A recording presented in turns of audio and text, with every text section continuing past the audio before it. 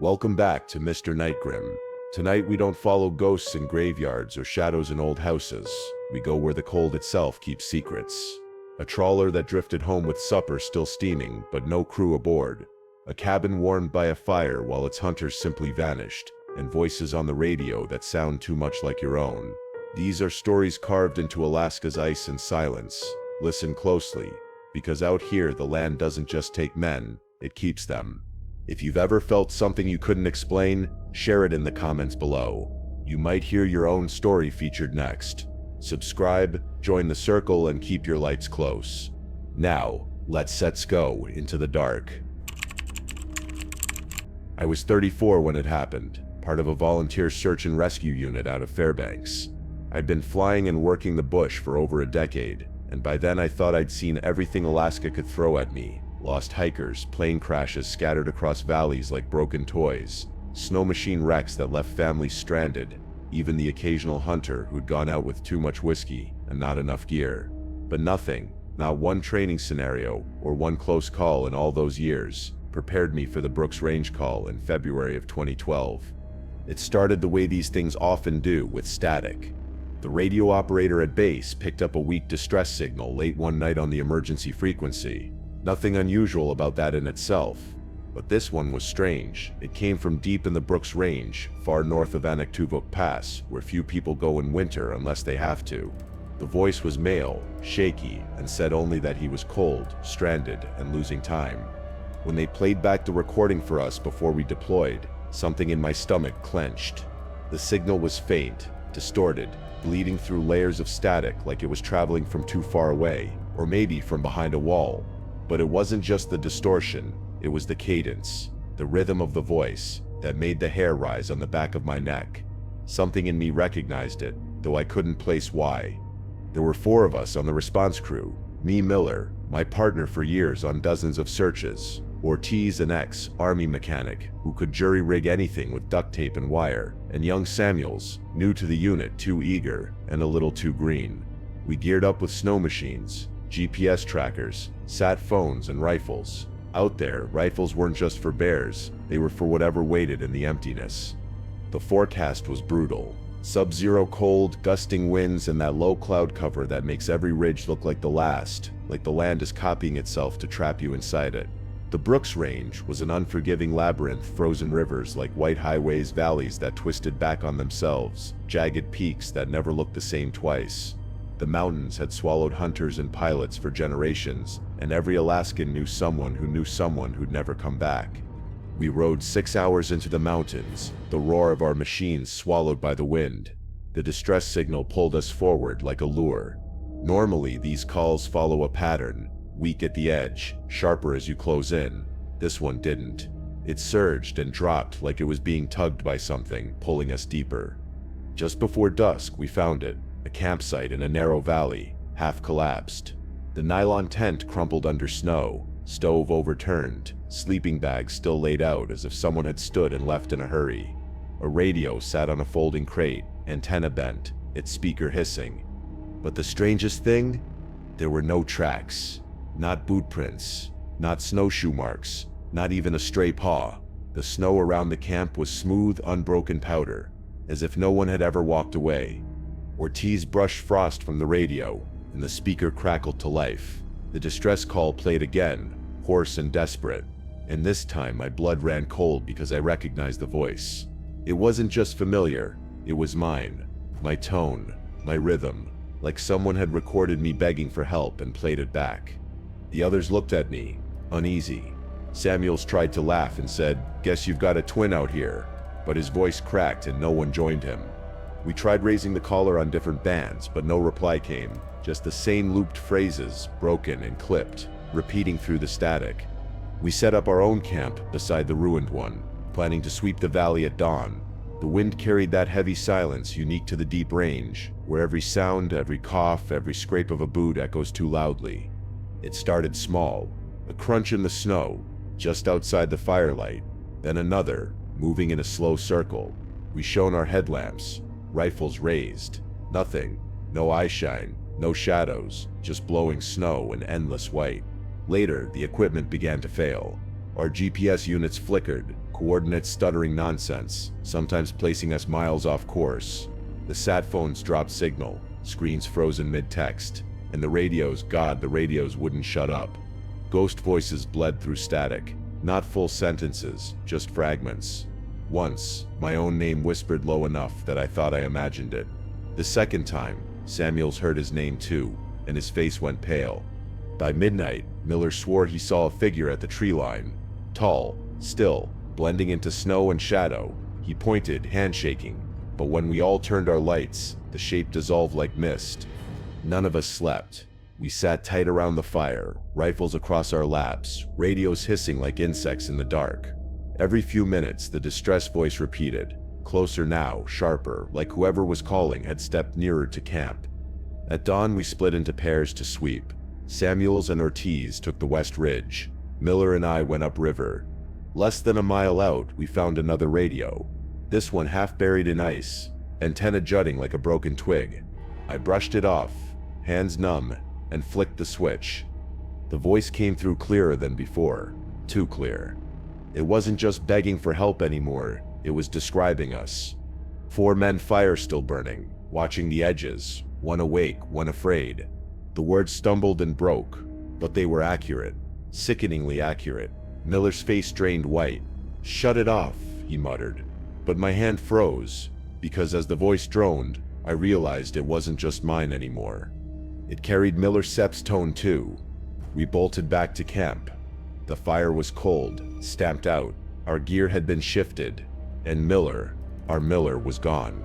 His snow machine stood parked, untouched, engine cold, no prints led away. Not one. It was as though he'd stood up, stepped outside, and been erased. We panicked. No training could cover this. We fanned out, calling his name, but the only answer was the radio crackling to life. And this time, both voices came through, mine and Miller's, layered, overlapping, crying for help in perfect sync. The sound drew us upriver. We followed against better judgment, until the valley opened into a wide basin. The snow was smooth, unbroken, except for the center. There, burned into the ice, was a flawless circle, black, melted, as if drawn with a torch the size of the sky. At the center lay Miller's jacket, folded neatly. On top of it, a radio. The speaker hissed, and Miller's voice bled out, warped, wrong. "I am here. You are here. Help us." The words twisted, repeated, stretched beyond human cadence. And beneath them, another sound grew, the low groan of ice shifting, but deeper, hollower, like something vast and empty moving under the frozen ground. The basin wind howled, and for one horrifying moment, I could swear the voice wasn't coming from the radio at all. It was coming from beneath the ice. We ran. No hesitation, no recovery effort. Ortiz dragged Samuels by the collar when he froze, staring at the circle. We fired the snow machines to life and tore out of the basin, throttle wide, not daring to look back. Hours later, the mountains spat us back into the flats, and our GPS finally locked true again. By the time we reached base, our equipment worked as if nothing had happened. The report we filed was clinical: Miller missing, presumed deceased, likely environmental exposure. The officials nodded, wrote it down, and moved on. No mention of the voices, or the radios, or the circle burned into the ice. We were told to keep our accounts professional if questioned. I knew then that whatever we'd stumbled into wasn't new, just buried. That was over 10 years ago.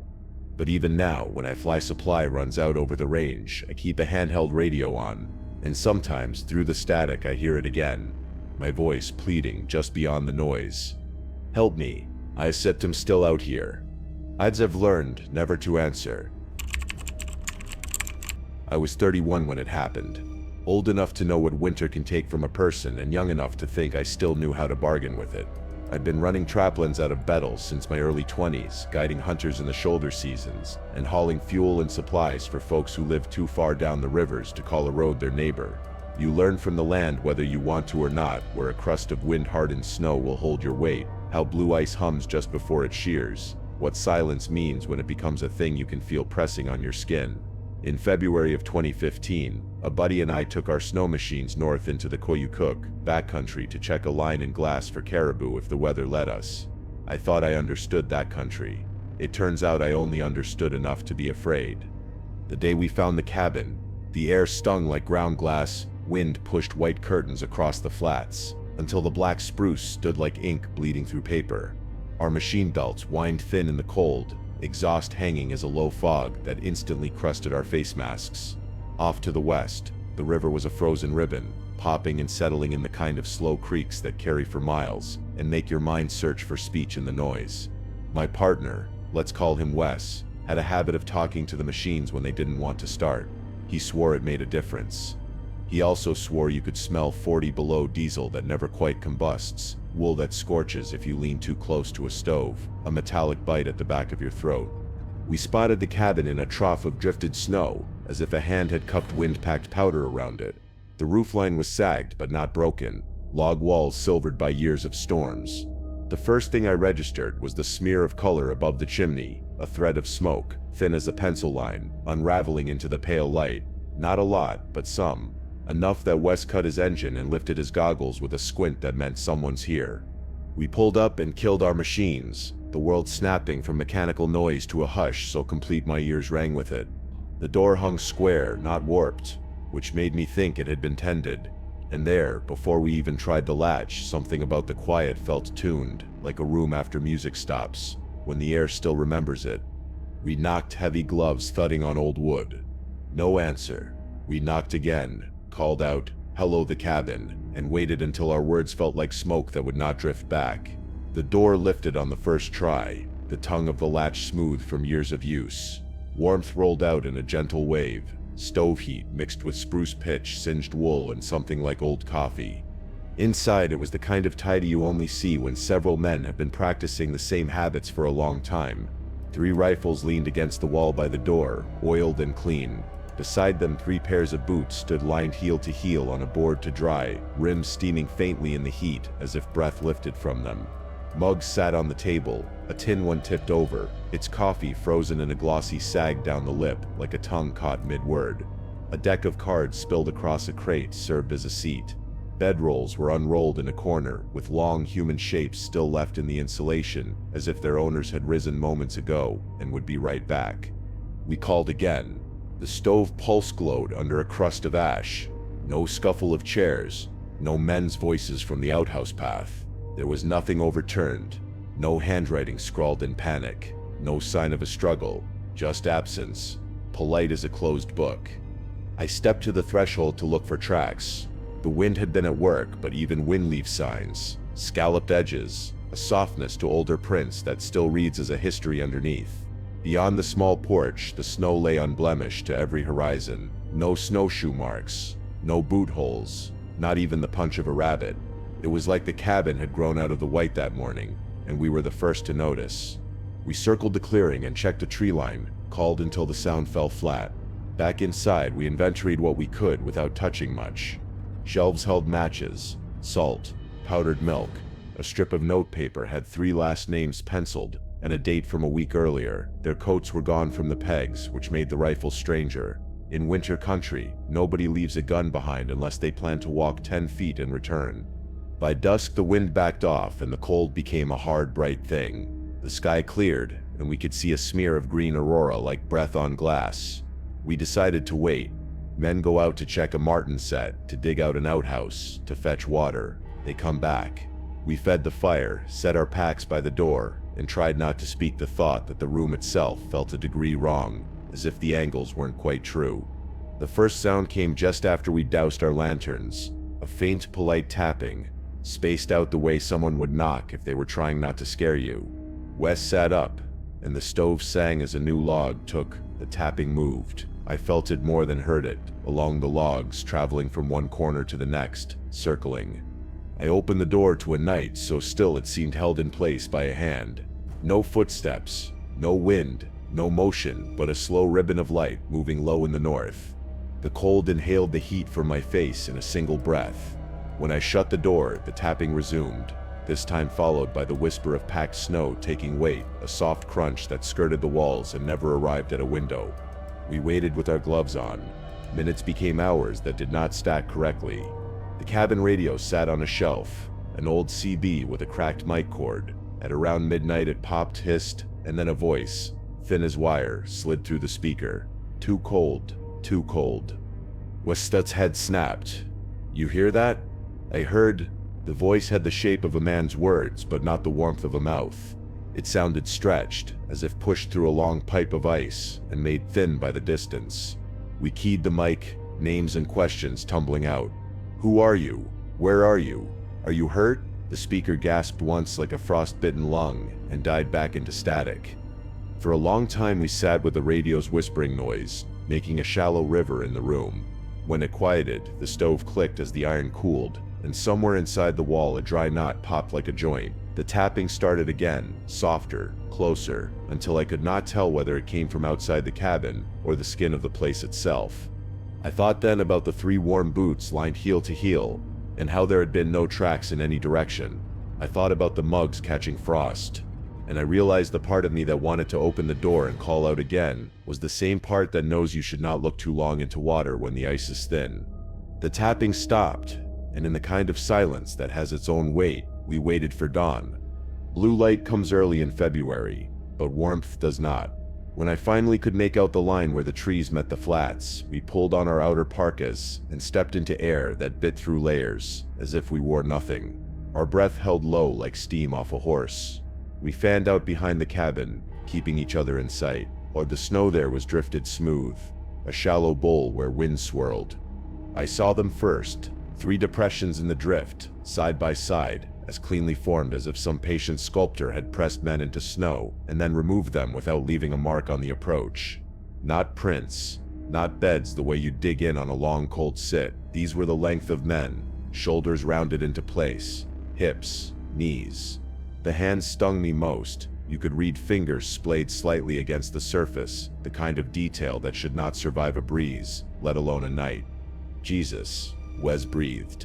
He squatted, gloved hand hovering above one of the hollowed shapes without touching. They laid down. "In this cold, you don't lie down," I said, but softly, because my voice didn't seem to belong here either. "Not if you plan to stand up again." We circled for tracks and found none. No inbound, no outbound. The depression edges were crisp, no drift dusting the forms, as if they had been made after the wind stopped and the world had held its posture until we arrived to see it. I looked back toward the cabin, a dark box in all that white, and felt a sliver of something slide under my ribs, a thought that we were being shown a thing rather than discovering it. We returned to the cabin to figure our next move, and the door resisted as if it had grown tired of us. Inside, the temperature had fallen so fast, frost feathered the mug rims and filmed over the window corners. The stove sat black, long cold. Where 3 rifles had leaned was bare wall. Where the boots had stood was empty board with 3 wet ovals that refused to freeze. Wes turned to the door, fumbling the latch with thick gloves. "I locked it," he said. "Not a question, not even a protest. I locked this door because this place felt wrong, and I lock doors when a place feels wrong." I believed him. It didn't matter. If he had locked it, then either locks don't mean what we think up here, or we were not alone with the rules we understood. We didn't talk much after that. There's a clean decision your body makes when something crosses over from puzzling to dangerous. We fed a log to the stove on instinct, and watched the flame fail to take in the dead air. We pulled our gear, packed in a rush that still made no sound, as if the cabin stole the friction from our zippers. My heart ticked in the hollows of my wrists. We were almost to the porch when I heard boot tread come up behind me, the exact cadence of a man in winter stepping carefully, a rhythm my body recognized as near. I spun. Empty room. The sound took one more step and stopped where my heels had been a second earlier. My skin crawled under 3 layers like something had brushed a live wire across it. Wes's eyes went big. He didn't say don't turn around, he didn't say go. He just moved and I moved. We took the porch in 2 strides and the world outside hit us like a hammer, colorless cold, a brightness that makes your eyes water behind your goggles. I yanked the cowling on my sled, thumbed the choke, and listened to nothing. The machine knew the moment, and the engine screamed to life on the 3rd pull. Wes's too. We straddled the seats, and my hand went to the CB mounted on my handlebars out of habit, even though the battery pack had died 2 nights earlier, and I'd taken it off to save weight. The speaker crackled then, a tiny noise under so much air and cold, and a voice spoke in 3 braided threads. "It's such warm inside. Come back." I could hear the shape of 3 men in it, The way you hear harmony in a church when you're standing outside and the wind is wrong. The words were human, and not, they dragged long, like somebody speaking while sinking. I slapped the power toggle even though I knew there was no power to slap. The light did not come on. The voice didn't need the light. We left. There's no elegant description for that kind of going. You run your machine until your thighs burn and your fingers go dumb and your mind trips on its own fear. Snow hissed off the skis in a long shiver, white blowing in sideways forks from our tracks. The cabin shrank to a brown smudge, and then to nothing, as a curtain of drift drew closed. For miles the radio whispered, and every time the mountains stood between us, and whatever lived in that cabin's air, the whisper lost a strand and then found it again, until finally, somewhere in a cut of spruce and shale, it thinned to a thread and snapped. At Bettles we did what grown men do when a thing breaks the way the world has been arranged in your head. We filed a report. We gave names from the note by the shelf, the date, the details that evidence-minded people prefer. State troopers went out days later in a good window of weather. They came back with the kind of official nothing that keeps the snow clear of your front step. Cabin standing. No rifles. No boots. No personal effects. No prints. No note. Missing persons. Presumed dead. Exposure. I tried to fit the phrase to what we'd seen. Exposure is clean. Exposure respects physics, time, probability. Exposure doesn't lay 3 men down in the drifts without approach or departure, doesn't speak through dead radios, doesn't rearrange a room while frost grows on your breath. Maybe men can decide to walk out in weather like that, but they do not put their boots away first. I kept working the line that season, but stopped taking winter contracts anywhere near that bend of the Koyukuk. There are places your bones mark as home and places they mark as hazard, and sometimes they are only a few miles apart.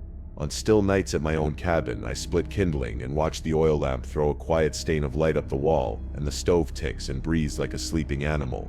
The cold outside holds its breath between gusts, and the spruce pops to remind you that wood lives even after it's cut. I tell myself what I always told green clients sounds very funny in the north.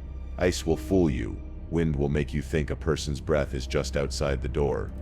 And yet I will be sitting with my boots off, steam from them lifting like ghosts of labor, and I will hear it, that careful, even tread in the snow just beyond the threshold. The way a man approaches a warm room. The way frost close to the door will flake when weight compresses the crystals. A soft sift that lets you locate the step's precise distance with your ears. I do not go to the door when I hear it. I do not call out. The part of me that wants to do those things is the part that might lie down in a hollow and fit its shape.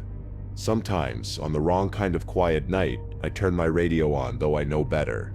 The cabin fills with a small ocean of static that makes its own weather. If the wind is low and the sky sits heavy and green over the trees, a thread will catch in that ocean. A voice, or 3 of them.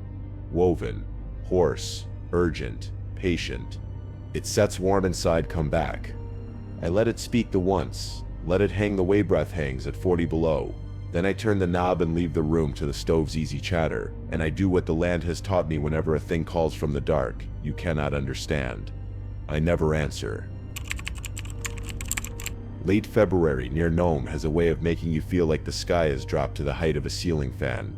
The aurora that night breathed across everything, green running to violet, a slow billowing that made the hard white world below look polished and new. The cold did its work without drama. It climbed under the edges of my gloves and found the small bones of my fingers the way water will find a crack. Our boots gave off the crisp cereal crunch sound you only hear when the temperature goes past careful and into significant. The coastal road was more suggestion than fact, a ribbon swallowed by drifts and uncovered again by wind, riding the shore's shoulder where the Bering Sea lay black and sealed. I was on patrol with Hale, who could tell the wind's speed by the way his scarf snapped, and had a habit of tapping the radio mic against his throat when he was thinking. We'd been checking signs and turnout lots, making sure a stranded driver didn't freeze to death in a cab while the sky performed its show. The faint hum of my vest radio buzzed like a sleeping insect. Somewhere far off a generator ticked over, the smell of diesel thinning into the iron-sweet cold. Except when I heard my name. Not the way it sounds in a crowd or from across a room. This was close, almost spoken directly into the shell of my ear. I stopped so suddenly, Hale walked into me and muttered, "Easy." The sound didn't come from the radio. It had none of the tinfoil crinkle of transmission, none of the clipped consonants of a mic keying open. It was my name as I say it, the exact cadence I use when I introduce myself, the little lift on the last syllable. I felt my throat answer before my mouth did. "You hear that?" I asked. "Hear what?" He didn't look rattled, only tucked his scarf up higher. "Lights mess with your head sometimes, like waves. They look like they sipped you're moving one way, but they sipped got an undertow the other. Your brain tries to fit the pattern." We kept walking. The snow ahead was a clean page. I shined my light and watched the beam catch a fine powder of drift moving along the surface like ash. For a heartbeat, a second set of prints appeared beside ours in the throw of light, same stride length as mine, same angle to the toe. Then a breeze licked the surface and the marks erased themselves with a polite hush. I blinked. There was only the one double line of our progress, neat as stitches. Hale Sepp's breath fogged, then went thin. "We still hit the next mile marker and turned back," he said. "Radio Sepp's spitting ghosts tonight." He wasn't wrong. The static had a shape to it. If you've listened long enough, you know the difference between random snow and something trying to climb up from underneath. What hissed through my vest had rhythm, the soft rise and fall of syllables that never quite formed into words. I told myself it was interference from the ionosphere, solar particles, geomagnetic disturbance, things with names that make you feel protected. But the cadence kept finding its way back to the outline of my name. Half an hour later, the land tightened around us without changing. It's a trick the North has. One moment the world is endless. The next it feels like a narrow corridor with doors on either side that you cannot see.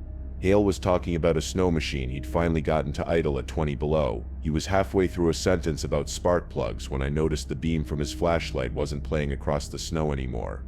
"Say again?" I turned. My light caught our paired tracks in perfect parallel, and then only mine. "Hale," I called. His name winded out in a small, embarrassed way and disappeared without echo. The road behind us showed his boot marks ending cleanly, not veering, not trampling in panic, just stopping, as if he had stepped up onto an invisible stair. I walked backward along my own prints until I reached the last of his, and stood with one foot in existence and one foot in absence. "Hale!" I shouted at this time, all the breath I had sent up to the aurora. The sky responded by folding its green into red at the edges, the color of a pilot light about to catch. I waited for the slap of an answer, a human sound. Anything to prove the trick was simply in my nerves, but the cold had taken sound by the throat and held it still. The radio in my vest coughed. Acknowledge it was Hale's voice, or the consonants were his. The tone had been flattened somehow, like it had traveled through a long pipe and come out shaved of its warmth. "Hale, I have you on radio," I said, kneeling where his last print swallowed its own shadow. "Where are you? What do you see?" Silence stretched like cellophane. Then he spoke again, not answering me but saying something low and even, like a prayer I couldn't quite catch. My name threaded through it, as if he were test-fitting me into a sentence where I didn't belong. I swept the tree line with my light. Spruce stood in frozen postures, each bough iced into the exact gesture it had been making when the last wind let it go. The smell of fish rot came then, faint and wrong this far from the ice edge, a whisper of harbor cutting under the cleaner diesel. The whispering rose, not from above, but from around, stitched into the snowpack itself. My name again, many times, each one slightly out of time with the others so that they braided together and never quite met on the beat. I turned, and for a fraction of a second, my beam caught a figure standing 20 yards off in the dark, tall, too tall, the torso stretched as if pulled gently like taffy. It stood with its feet the distance of my stance, one shoulder slouched the way mine does when a vest rides heavy. It raised an arm exactly as I did, flashlight lifted, and the circle of its light bent mine into an oval. I jerked my beam aside and it was gone, replaced by nothing but the texture of night. I lifted the radio to call it in. "Dispatch, sire, anybody," and the channel clicked before I keyed it. My partner's voice came through, not urgent the way a lost man's ought to be, but easy, familiar. "You're still already here," he said. The drive back to town felt endless, each mile marker emerging from the white like a ghost before being swallowed again. The storm pressed against the windshield, snow hissing as it scraped along the hood. My body ached from the tension of keeping the machine steady over wind-blown drifts. Every time the CB cracked, even in the faintest hiss, my heart jolted. Sometimes it was nothing but static. Other times it was not. "Too cold," the layered voices murmured once more, and I almost lost my grip on the handlebars. Wes's tone was in there, no mistaking it, but warped, as if submerged underwater. I wanted to believe the officials when they said he'd just walked off, disoriented into the storm. But I'd ridden that road for a decade. I'd followed the way the wind erases some tracks and exaggerates others. I'd seen men stumble from hypothermia, and I'd seen their trails snake away into the trees. Tracks don't just end. Radios don't work with no battery, and no storm I've endured ever whispered my own name with my own voice. When I finally rattled the patrol truck to life and felt the heater cough warm air into my face, I realized my eyelashes had tiny beads of ice locked together. My cheeks burned raw, but it was the silence in my chest that scared me most. All the way back, I kept expecting to see Wes's sled lights cresting the horizon, or to hear him laughing again, breath steaming out of nothing. Instead, the mountains swallowed the sound like a curtain drawn over a stage, and then there was nothing but the road south and the rattle of the truck heater. The report we filed was clinical, a list of times and coordinates and notes. 3 males missing. Last known location, remote hunting cabin near Koyukuk backcountry. Rifles and personal gear unaccounted for. The troopers nodded, wrote it down, and said the weather likely took them. The word exposure was scrawled in the official notes as if that explained everything. Hale's wife, his widow, though she wouldn't accept it then, sat stiff in a folding chair, lips white as frost, while I stood in the back with my gloves still in my pocket. Days later, when the search came up empty, I drove home and tried to work my line, but nothing in the woods looked the same. Every spruce seemed to lean inward at angles too exact. Every clearing felt like a stage with its lights just dimming before the curtain. One night, weeks later, I woke in my own cabin to the stove gone quiet. Embers glowed like tired eyes behind the iron grate.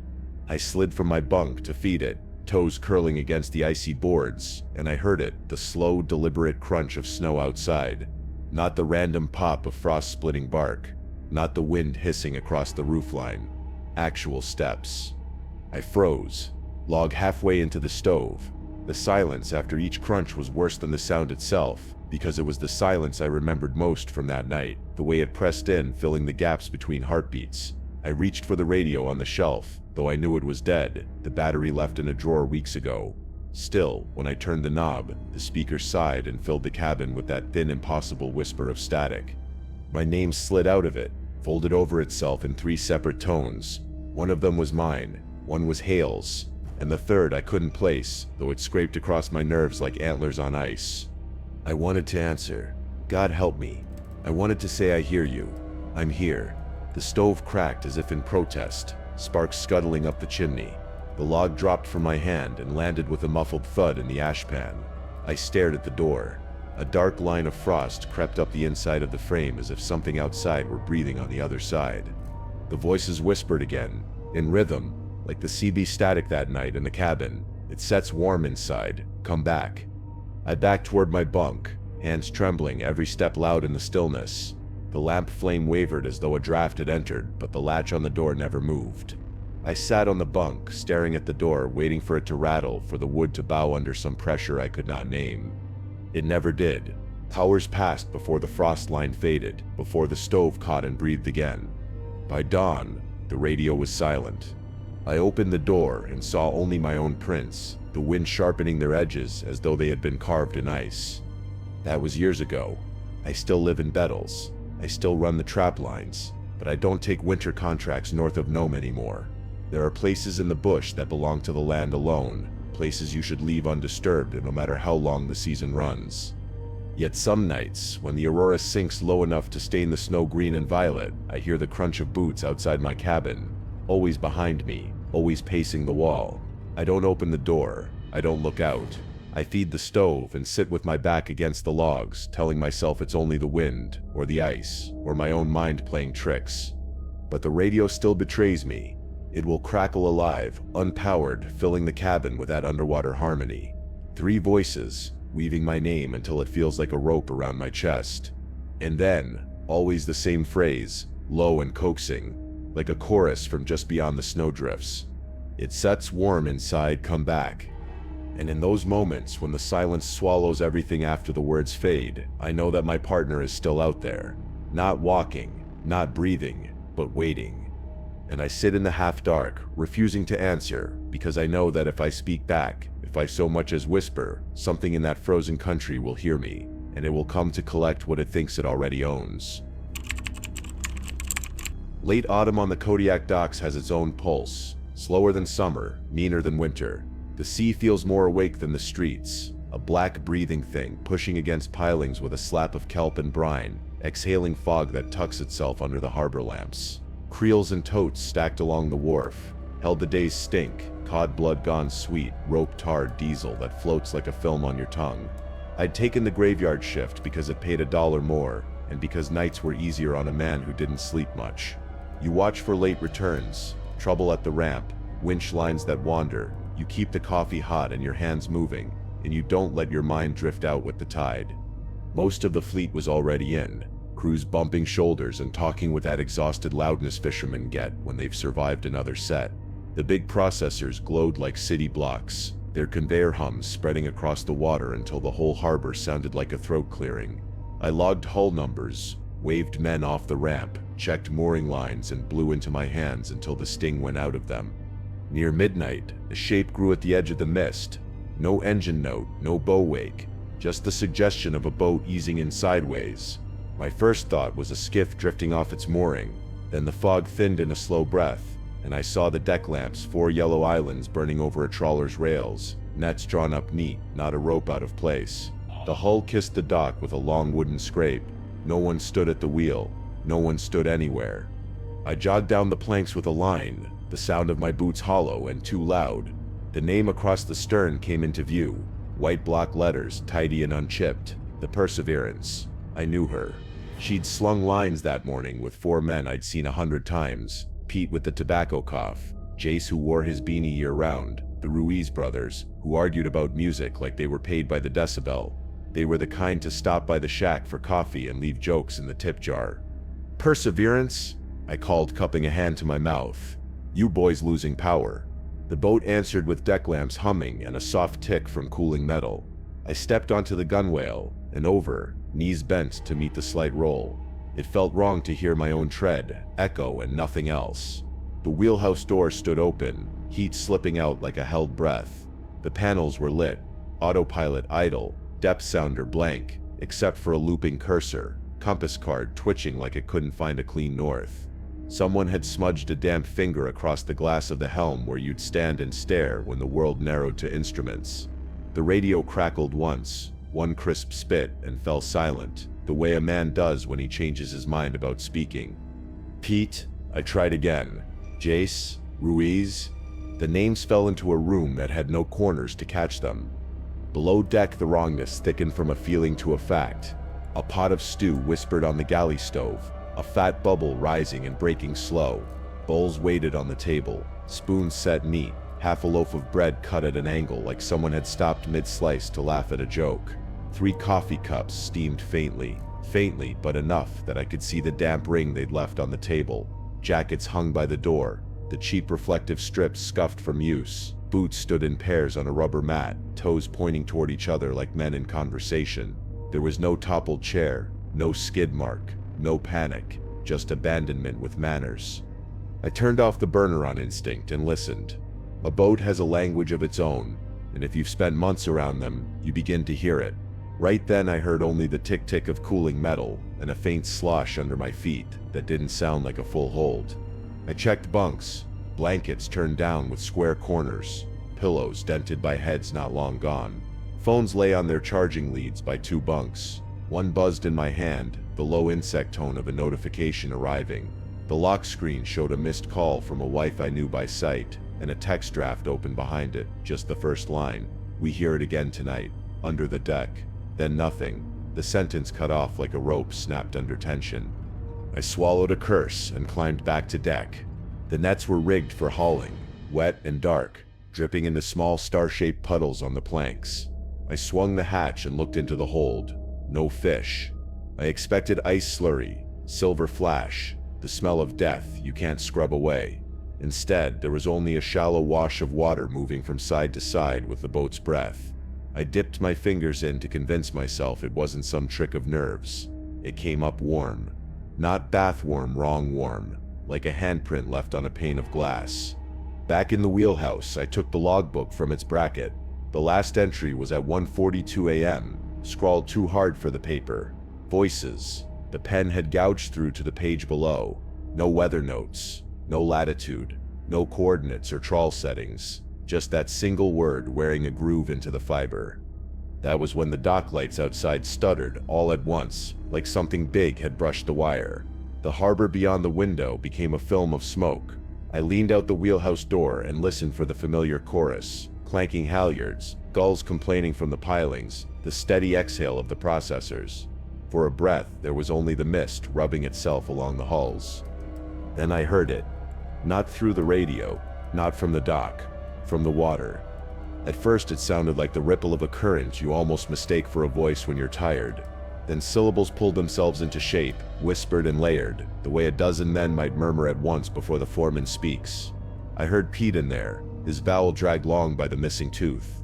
I heard one of the brothers dropping his cess, the way he always did when he got excited. I heard a voice I didn't recognize. A dry burr, older, like a man from another coast, speaking through a throat full of salt. And threaded through that tangle was my own name, spoken in my own cadence, the little lift I give the last syllable when I'm trying to be friendly. I stepped to the rail, the flashlight beam cutting a white tunnel in the fog. Beneath the skin of water, something moved. Not fish.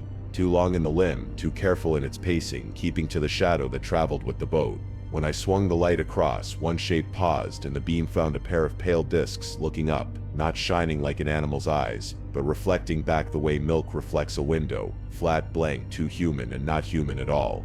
The chorus swelled, my name threading tighter through it, and the hair at the back of my neck stood up in a slow, precise line. The chorus braided itself tighter until it was as if the hull were a throat and the voices were breath passing through it, here and under. And my name, my name, my name. I backed a step, then another, because the instinct you learn on the docks is simple. When you hear a thing you can't place, you put steel and distance between you and the water. Every light on the Perseverance flickered. Cabin lamps stuttered from yellow to a flat hospital white, then dimmed to a bruise. The electronics came alive all at once, sonar pinging with no interval, GPS screens coughing up numbers that didn't belong to any chart I owned. One display filled with symbols, not letters, angles and hooks like someone had taught a computer to write with fish bones. The compass spun, ventured north for a heartbeat, and gave up. My radio chirped on my belt, though I hadn't keyed it. "You're late to supper," a voice said. Pete's shape made wrong by some flattening, then Jace talking over him, "Turn the pot, it's catching." Then a third voice, older and dry. "Again tonight." Under the message I'd seen on the phone, a sentence torn on the same word. The cabin smelled suddenly like warmed iron and old kelp. Outside, the water made a sound like someone dragging a nail across glass. The deck lurched. It wasn't a swell, it was a single clean impact from below, like a fist under a table. The hull boomed. Somewhere forward, a cleat shrieked as lines slid. I ran to the port rail and saw the nets quiver, their slack drawing out inch by inch until the ropes along the drum stood taut as piano wire. Whatever had them wasn't wind or tide. The pull had a rhythm to it, long, slow, insistent, like something testing a door to see if it would give. I reached for the net knife on its hook by pure muscle memory, flipped the guard with my thumb, and started hacking at the first line. The blade bit and caught, frayed fibers sticking to the steel. The pull eased as if whatever was below felt the cut. I swung to the second rope, jaw clamped tight, and set the edge again. The deck pitched a hair to starboard. The pot on the stove clinked somewhere in the galley. The voices underfoot rose cheerfully, the way men call each other when the gear's almost aboard. "Come on," I said, begging the line, the knife, the boat, God, all of it, and went through the second rope on a hot breath that smoked in front of my face. The third rope snapped back when I cut it, leaving my hand humming with the recoil. For a second, the netting slackened like something below had decided we weren't worth the effort. Then everything stopped. The lamps steadied. The sonar fell silent. The screens went blank, then returned one by one to whatever setting they'd held before. The pull vanished. No tide gurgle, no voices, not even the soft whisper of the harbor working around the pilings. It felt like the boat had inhaled and refused to exhale. I stood with the knife in my hand, listening so hard my teeth hurt. The only sound was the tiny irregular chime of warm water in the hold, slapping the steel, warm, wrong, stubbornly warm. I realized my mouth tasted like pennies. I set the knife down and reached for the radio mic, because that's what you do when there's nothing left to do. "Harbor," I said. and my voice sounded like it had been left out in the weather. "This is Doc. I need eyes on the Perseverance. Now." I kept talking until words felt like effort. I talked until the lights on shore moved, small as fireflies, and grew into flashers. By the time the harbor police and the Coast Guard came aboard, boots careful, faces neutral in that way, professionals learn when they're about to tell someone that what they saw isn't what they saw. The sky behind the processors had gone gray. Gulls woke in the eaves and resumed the work of being alive. They walked the deck, peered in the galley, checked the wheelhouse, logged the same oddities I'd touched: stew still throwing a lazy bubble, coffee rings wet, jackets lined up like men on a church rail. They snapped pictures of the text draft on the phone, the gouged word in the log. One of them, a young coastie with raw knuckles and the careful accent of the lower 48, knelt at the hold and dipped 2 fingers in. He flinched when the warmth climbed his skin and hid the expression by scratching his jaw. "Probable overboard accident," his superior said later, clipboard pressed against his chest as if it might do for armor. 4 men at sea at night in mist. 1 falls. Others try to help. It happens fast. He looked over my shoulder as he spoke, his eyes landing everywhere but on mine. There were no drag marks on the rail, no scuffed paint, no snapped stanchions, no bodies along the riprap. Come morning, the word probable swelled until it filled the whole dock. The Perseverance was towed to a slip at the edge of the yard and wrapped in plastic like a house under repair. Men in white suits walked her decks with clipboards and cameras. Weeks later, she went dark for good. Someone painted over her name, then welded plates here and there, like patches on a coat. I heard she was decommissioned and sold for parts. The harbor goes on. It eats its own and builds again. Except some nights when the fog comes thin and exact and the tide holds its breath, I'll be on the graveyard shift with my coffee and my lists, and I'll see a halo out past the outer floats. 4 deck lamps where no boat should be, a shape easing in without a sound, close enough that the pilings throw back a pale reflection. The nets will be drawn up tidy as a prayer. The rails will be clean and lined. I'll blink, and the lamps will pale, and the mist will swallow whatever it thought I was ready to see. Sometimes the radio at the pier shack wakes itself and fills the air with salt. It mutters the way all radios do when you leave them long enough, then finds a voice and tries it on. My name in my own cadence. Pete laughing into his consonants, Jace telling someone to turn the pot, and under those older syllables I can't place, hard-edged, like pebbles rolled in a mouth. They never finish a sentence. They never need to. When I think about the men, I don't picture them at the rail or in the water. I picture the smallness of their last human habits, slicing bread a little crooked, laying out bowls so the spoons point the same way, turning down blankets and bunks they meant to return to. I think about the message glowing on the cracked phone screen, and the press of the pen carving the word voices too deep. We hear it again tonight. Under the K, there are a dozen ways to end that line. Under the hull, under the dock, under the ice, under the island, under us. No one ever finished the sentence. No one ever explained why supper kept its heat when men were already gone. I work the same shift. I keep the coffee hot. I check lines and listen to the generators hum. If a trawler comes in late, I throw a rope and make a knot that will not slip in rain. But when the fog lifts wrong and the sea goes slick as a pane, I do not lean over the rail. I do not put my face near the water. When the radio clears its throat and fits my name to my mouth, I let the silence answer for me. Because the lesson the harbor teaches, the one men laugh at until they don't, is simple. Some things want you to speak first. And if I give it that, even a whisper, if I finish the thought the crew didn't, whatever is under will have a line on me the way it had a line on them. It was the winter of 2016 when I drove out to the Mendenhall Glacier after my shift, the kind of cold that makes metal ring and breath hang in tight ropes. I'd only been in Alaska a year, odd jobs, transient paychecks, not much to show for it, except a borrowed parka and a habit of walking when I should have stayed home. The ice caves had gotten inside my head. You see those photographs online, cathedral blue vaults, light glowing through like stained glass, and you think you understand. But in person, the glacier is a body. Go far enough in, and you're in its lungs, listening to it breathe. The trail to the cave mouth was a crease in snow under a sky so clear the stars looked brittle. The main tunnel took the headlamp in a soft ribbon. Sound moved strangely there. A single drop would explode into 100 tiny bells. My boot lugs rasped with a dry, crystalline squeak. Deeper in the ice made long, low notes like a cello warming up. I told no one I was going. I told myself I'd only go a little ways to snag a few photos for my sister, who texted every week, "Send proof you haven't turned into a hermit idiot."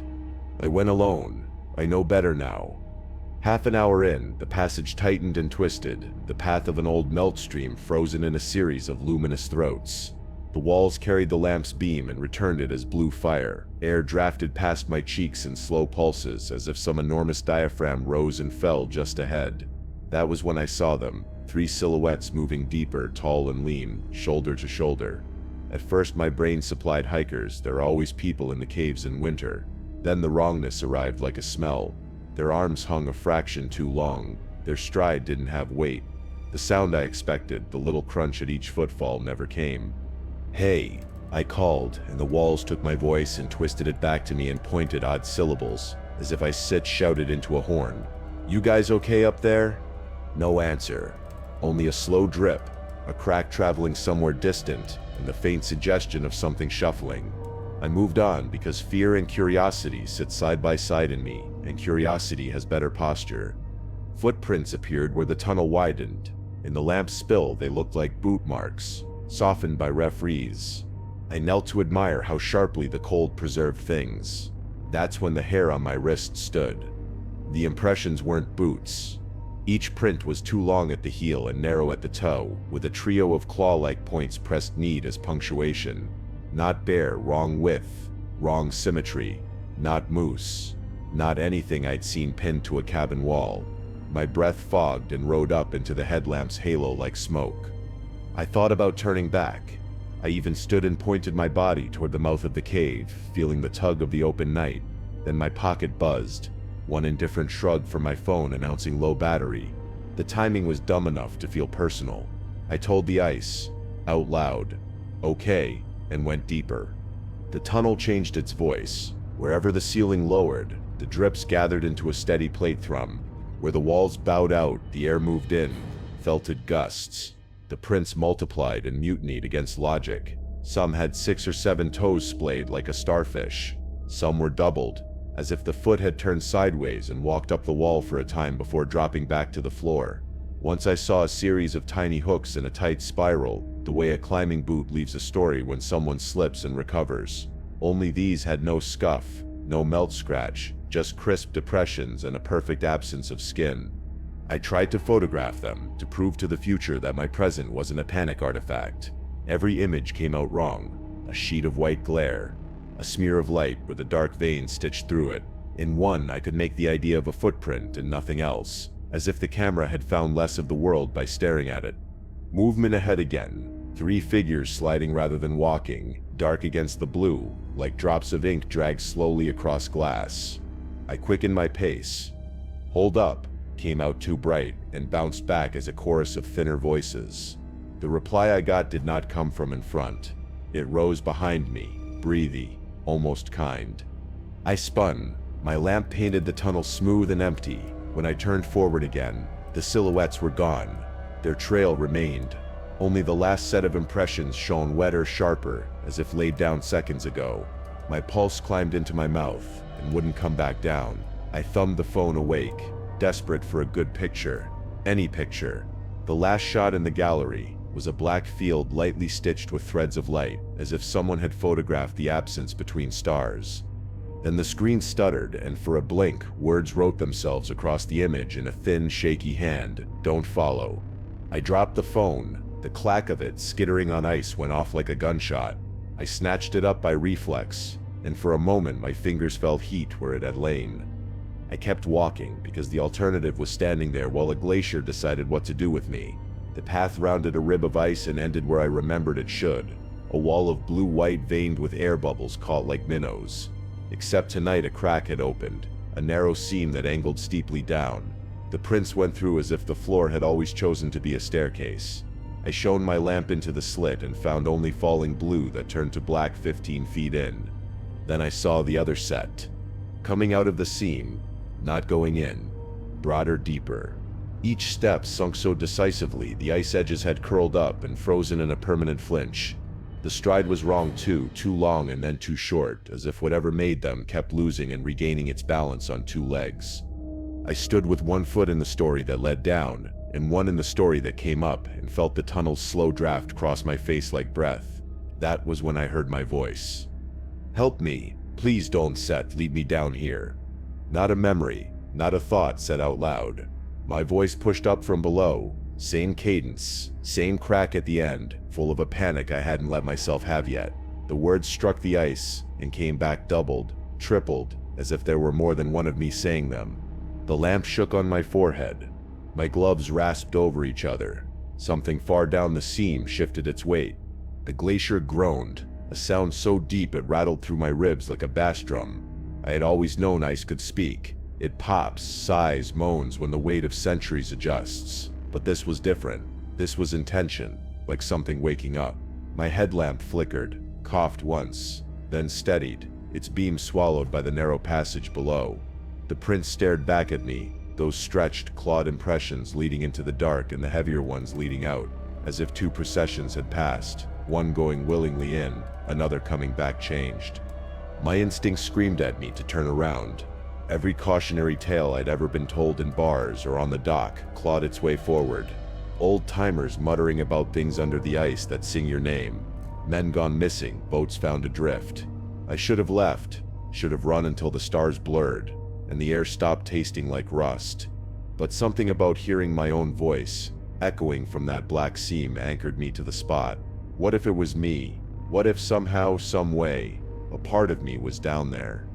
The air shifted again, heavier, wet, with a faint smell of rot, as if fish guts left too long in the sun were thawing around me.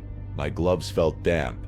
The radio on my vest, dead by all rights, snapped with static that resolved into words, three tones speaking at once, layered like rope strands. "It sets waiting. Don't sets be late. Don't sets be afraid." I yanked the battery free and hurled it into the darkness. The voices didn't stop. They were in the ice itself. I ran then. My boots screeched against the frozen floor, breath burning my throat. The tunnel felt longer than it had on the way in, the walls pressing closer, their glassy surfaces bending my headlamp into warped ribbons that showed me shapes where no shapes should be. Once I glanced sideways and saw a reflection walking at my pace, arms swinging like mine, except the limb bent wrong in the middle, joint reversed. I stumbled, hit the ice hard, scrambled up again. Somewhere behind me, crunch, crunch, crunch. Steps matching mine, sometimes ahead, sometimes trailing. No echo, just pursuit. When the mouth of the cave finally glimmered ahead, I nearly sobbed from relief. The aurora had shifted to a pale violet sheet, lowering until it brushed the tops of the trees like a ghost curtain. The air beyond the entrance looked alive, rippling, but it was open sky and that was all I needed. I burst out of the tunnel and into the open, snow spraying around me in a glitter of green light. For a moment I thought I was safe. The night was sharp and empty again, the wind picking up just enough to remind me how sound should behave. I bent double, gasping, and felt the frost sting my raw face like needles. The glacier behind me exhaled one last time, a long sigh that made the snow at my boots tremble. My headlamp blinked once more and died. By the time I stumbled back down the trail and into the faint glow of Juneau, the phone in my pocket was stone cold and black. I didn't tell anyone. Not at first. Who would believe me? But 2 days later, curiosity cracked me open again. I plugged the phone into its charger, waiting for it to cough back to life. Every picture from that night was gone, each file name replaced with a string of broken characters. All but one. It was the shot of the footprint I tried to capture before the warning, only now the image showed more than I remembered. The print was there, long clawed, glistening, but behind it, half reflected in the ice, was a shape hunched low, head cocked toward the camera, mouth stretched wider than bone should allow. The pixels around it were blurred, like the phone had tried to erase something it couldn't comprehend. I deleted it, or thought I did. The next morning when I unlocked the phone, it was back, in a new folder I hadn't made. The title read again, "Tonight." I never went back to Mendenhall. I stopped hiking alone, stopped following the glow of ice into its gut. But Alaska has ways of finding you even when you think you've escaped. On the coldest nights, when the wind dies and the sea goes flat as hammered lead, I'll sit in my rented cabin listening to the stove tick and the faint hum of the generator. And then I'll hear it again. the shuffle of boots outside on snow that hasn't been stepped in, pacing just beyond the door. Sometimes the radio, still stripped of its battery, will sputter awake with a thin hiss. My name comes through first, my own cadence bent into 3 layers. Then another voice joins. Hale's laugh, the one I heard on the dock a year earlier when the Perseverance drifted home without its crew. Then a third voice, older, drier, grinding like ice against stone. It sets warm inside, come back. The words curl around me like steam. I keep my eyes on the stove, feet at wood, listen to the fire's low growl. I never answer. I don't even whisper a prayer out loud anymore. Because I know, the moment I speak, the silence will break, and the glacier will know exactly where I am. And in the dead hush of winter nights, when the aurora lowers itself like a veil across the mountains, and the snow lies untouched outside, I remember the half-written text on that lost phone. We hear it again tonight.